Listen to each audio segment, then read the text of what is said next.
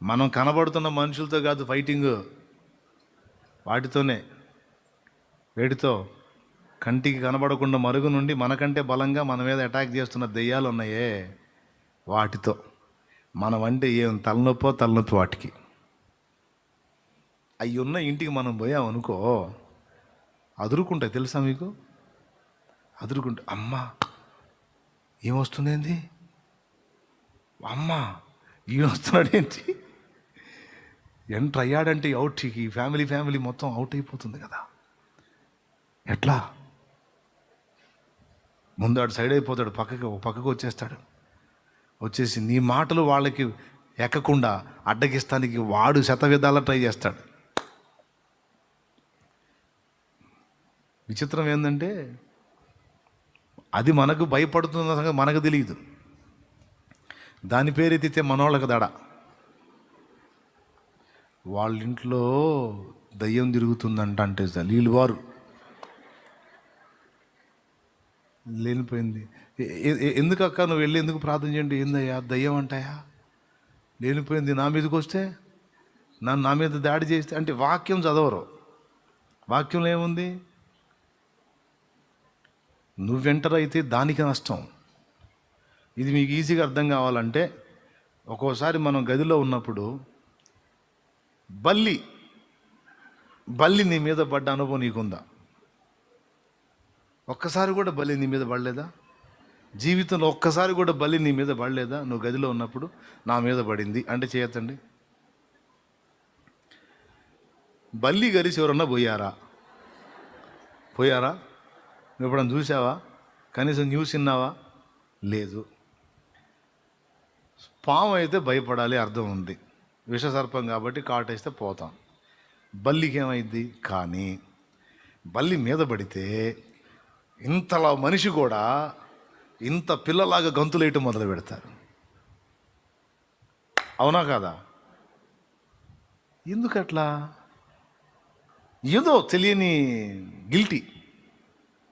చిత్రం ఏంటంటే, గదిలో బల్లి మన మీద పడితే ఇదిలిస్తాము, అది పరిగెత్తుతుంటుంది, మనం పరిగెత్తుతుంటాం. కొన్నిసార్లు ఎలుక కూడా చేసిద్ది ఈ పని. ఎలుక కూడా ఈ పని చేసిద్ది. గదిలో మనం ఉంటాం, ఎలుక వస్తుంది, మనం ఎగురుతుంటాం, అది కూడా ఎగిరి గంతులేసి తిరుగుతూ ఉంటుంది. అది ఎక్కడ కలిసిద్దో అని మన భయం. ఎలుక, దాని భయం ఏంది? ఇంతలా ఉన్నాడు, వీడి పాదం పడితే నేను ఏడబోతానని దాని భయం. ఇప్పుడు చెప్పండి, బల్లి మన మీద పడితే మనకు నష్టమా? మన పాదం బల్లి మీద పడితే దానికి నష్టమా? నువ్వు పని కట్టుకొని సంపావసరలా, ఎగిరే గంతుల్లోనే నీ కాలి కింద పడింది అనుకో, పోస్ట్ మార్టం చేయడానికి కూడా పీసు దొరకదు దానిలో. దేవునికి స్తోత్రం, హల్లెలూయా. ఎలుకైనా అంతే, నీ కాలి కింద పడిందంటే పీస్. ఇప్పుడు చెప్పండి, ఇద్దరిలో ఎవరు భయపడితే న్యాయం? బల్లి, ఎలుక అవి భయపడితే న్యాయం. నీకేం ఇబ్బంది ఉంది? దయ్యం వ్యవహారం కూడా అంతే. నువ్వు ఎంటర్ అయితే డేంజర్ దానికి. ఎందుకంటే నువ్వు ఒంటిగా లేవు, దేవుని పరిశుద్ధాత్మ నీలో ఉన్నాడు. లోకములో ఉన్నవాని కంటే మీలో ఉన్నవాడు బలవంతుడు అని ఉంది వాక్యం.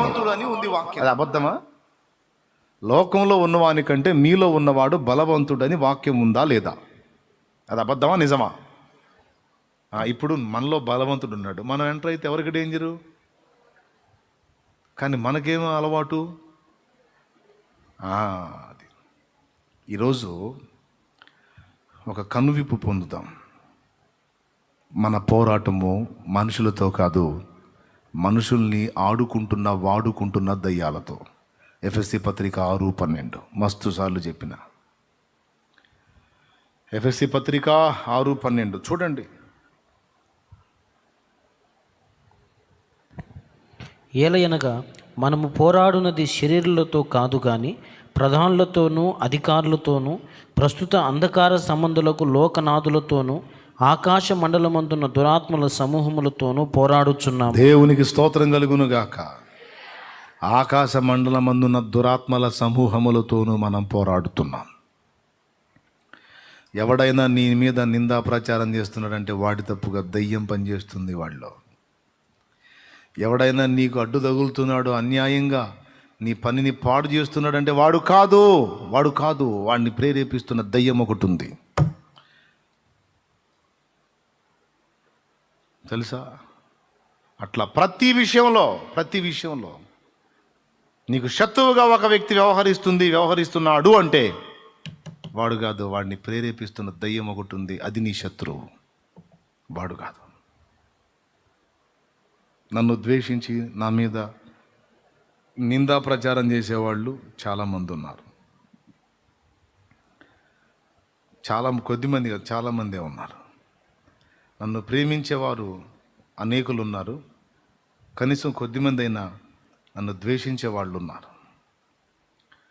పాపం నన్ను దెబ్బతీయటానికి ఎన్ని తిప్పలు పడాలో అన్నీ పడుతున్నారు వాళ్ళు. నన్ను ఆరడిపరచాలని పాపం ఎన్ని తిప్పలు పడుతున్నారు, ఎన్ని కష్టాలు పడుతున్నారో. కానీ నాకు తెలుసు, నాకు వాళ్ళ మీద కక్ష లేదు, కోపం లేదు, ద్వేషం లేదు, జాలి ఉంది. ఎందుకంటే అది వారి వల్ల జరుగుతుంది కాదు, నా వలన జరుగుతున్న దేవుని పనిని పాడు చేయటానికి దయ్యము నడుంగట్టింది. కాకపోతే దాని చేతికి వాడు చిక్కాడు. అది